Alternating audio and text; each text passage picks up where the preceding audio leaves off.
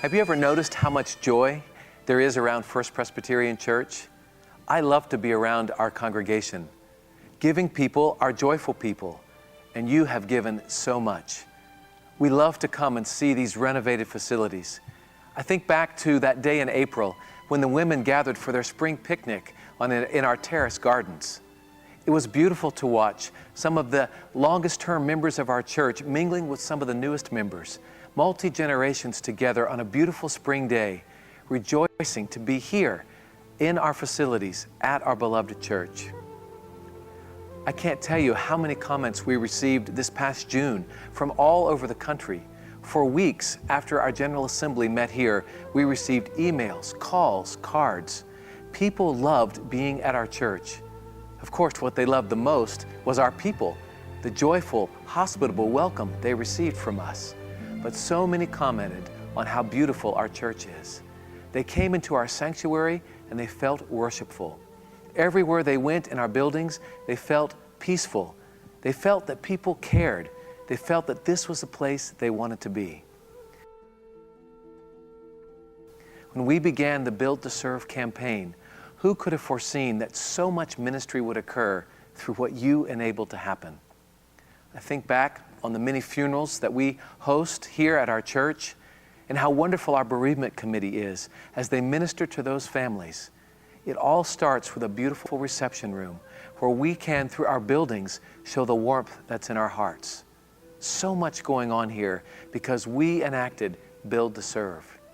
It ripples way beyond our congregation. Think about Friday nights when the recess program began. That's a program where families of special needs children can bring their children here and they can go off to do errands or get a respite. When we receive letters from those families telling us what our church means to them, I know that we built to serve. I think about the fact that now an entire school is meeting in our sanctuary building.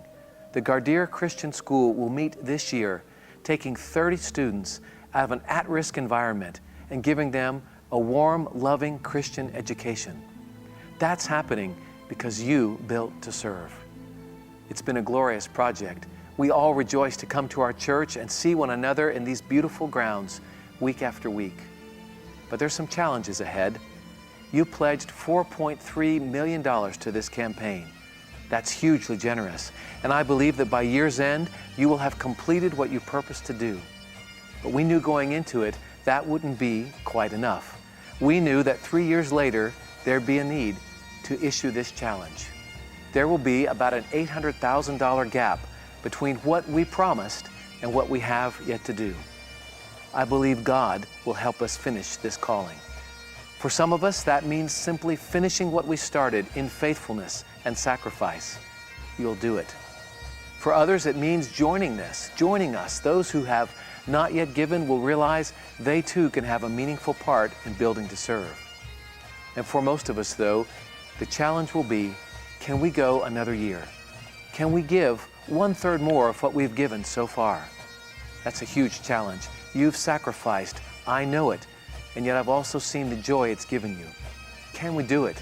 Go one more round, make up that $800,000 gap, eliminate all debt, and move forward for the next generation.